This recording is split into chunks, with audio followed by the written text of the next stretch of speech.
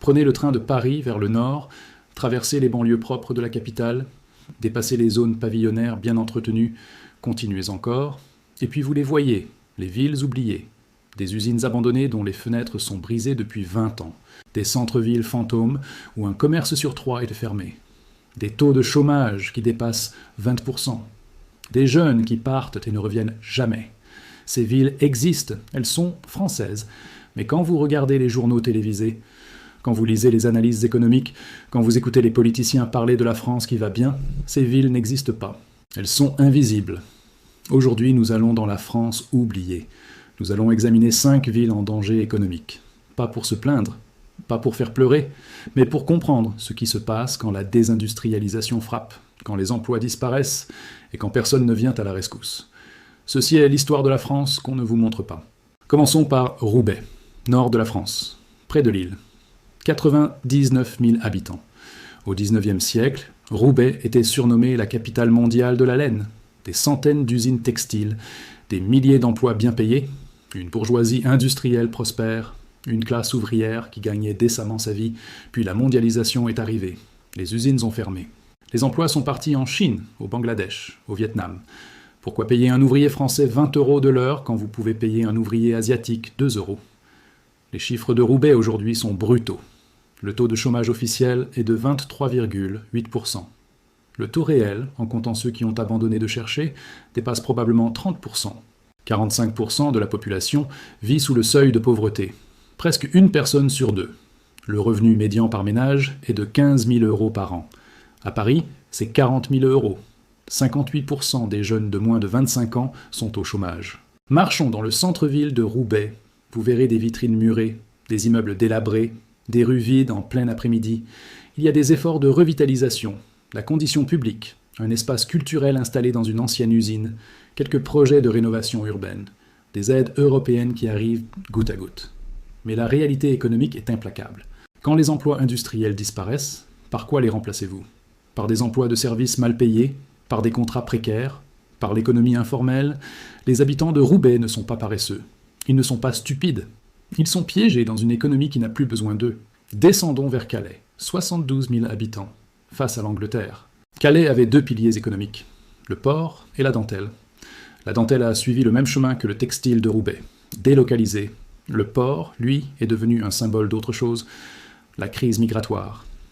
Entre 2014 et 2016, la jungle de Calais a abrité jusqu'à 10 000 migrants tentant de rejoindre l'Angleterre. Le camp a été démantelé. Mais les migrants sont toujours là, des milliers, qui campent dans les rues, les parcs, les terrains vagues. L'impact économique sur Calais est catastrophique. Le tourisme s'est effondré. Qui veut passer ses vacances dans une ville associée à des images de camps de fortune et de tensions policières? Les commerces du centre-ville ferment les uns après les autres. Le taux de vacances commerciales dépasse 30% dans certaines rues. Le taux de chômage est de 18,3%. Dans certains quartiers, il atteint 25%. Les prix de l'immobilier se sont effondrés. Impossible de vendre, impossible de partir même si vous le voulez. La population de Calais est prise en otage par une crise qu'elle n'a pas créée et qu'elle ne peut pas résoudre.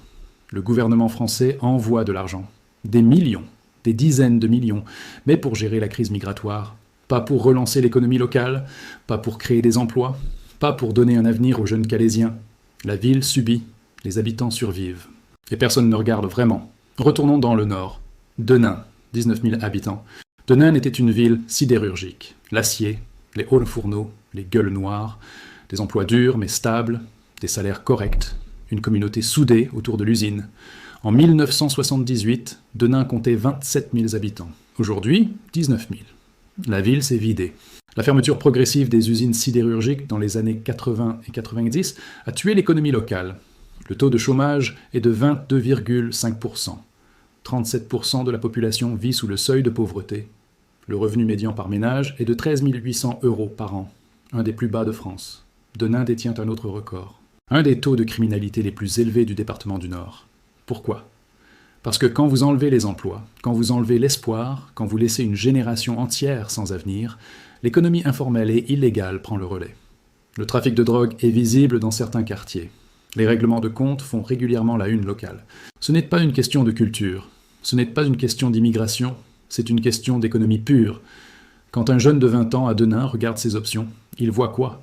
Un diplôme qui ne mène nulle part, des formations professionnelles pour des métiers qui n'existent plus, des stages non payés qui ne débouchent sur rien. Où il voit l'économie parallèle, rapide, lucrative, dangereuse. Ce n'est pas un choix moral, c'est un choix de survie. Descendons vers le centre de la France. Saint-Étienne, Loire, 173 000 habitants. Saint-Étienne était autrefois une puissance industrielle. L'extraction de charbon, la métallurgie, les armes, les rubans. La ville était surnommée Armeville. Aujourd'hui, Saint-Étienne détient un autre titre. La ville la plus pauvre de France parmi les grandes agglomérations. Le taux de chômage officiel est de 15,2%. Dans certains quartiers comme Beaubrun ou Tarentaise, il dépasse 25%. 28% de la population vit sous le seuil de pauvreté. Le prix moyen d'un appartement à Saint-Étienne est de 1 300 € le mètre carré. À Lyon, à seulement 60 km, c'est 4 500 €. Pourquoi cette différence? Parce que personne ne veut acheter à Saint-Étienne. La ville se vide, les jeunes diplômés partent à Lyon ou Paris, les entreprises ne s'installent pas, les commerces ferment. Le centre-ville de Saint-Étienne est parsemé de vitrines vides, des immeubles haussmanniens magnifiques mais abandonnés, des rues commerçantes qui étaient autrefois animées et qui sont maintenant désertes. La mairie essaie, des projets de rénovation urbaine, la transformation de friches industrielles en espaces culturels, l'attraction d'entreprises du numérique avec des aides fiscales. Mais vous ne pouvez pas transformer une économie industrielle morte en pôle technologique juste avec de la volonté politique. Les emplois industriels de Saint-Étienne payaient 15 à 20 € de l'heure. Les nouveaux emplois de service paient 10 à 12 € de l'heure. Ce n'est pas un remplacement équivalent, c'est un déclassement massif. Une génération qui gagnait correctement sa vie dans les usines a été remplacée par une génération qui survit avec des CDD dans la restauration et le commerce. Retournons une dernière fois dans le Nord. Liévin, pas de Calais. 31 000 habitants. Liévin était une ville minière. Le charbon, des générations de mineurs, une identité forgée sous terre. La dernière mine a fermé en 1986, il y a 40 ans. 2 générations. Mais l'économie ne s'est jamais remise. Le taux de chômage est de 20,1%. 34% de la population vit sous le seuil de pauvreté. Le revenu médian par ménage est de 14 000 € par an. Liévin illustre un phénomène que les économistes appellent le piège de la désindustrialisation. Quand une industrie dominante s'effondre, toute l'économie locale s'effondre avec elle. Les fournisseurs ferment. Les commerces qui dépendaient du pouvoir d'achat des ouvriers ferment. Les services publics se dégradent parce que les impôts locaux chutent. Et puis vient la spirale. Les jeunes qualifiés partent. La population vieillit. La base fiscale diminue encore. Les services se dégradent encore plus. Plus personne ne veut s'installer. Les prix de l'immobilier s'effondrent. La ville meurt lentement. Liévin est dans cette spirale depuis 40 ans. Il y a des tentatives de renaissance, des zones d'activité économique, des aides pour attirer des entreprises, quelques succès, mais rien qui ne remplace l'économie perdue. La vérité brutale est que certaines villes ne se relèvent jamais.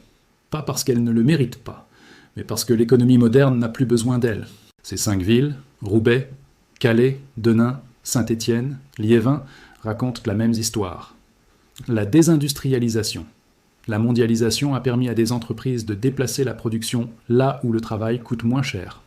Résultat, des millions d'emplois manufacturiers ont disparu en Europe et en Amérique du Nord.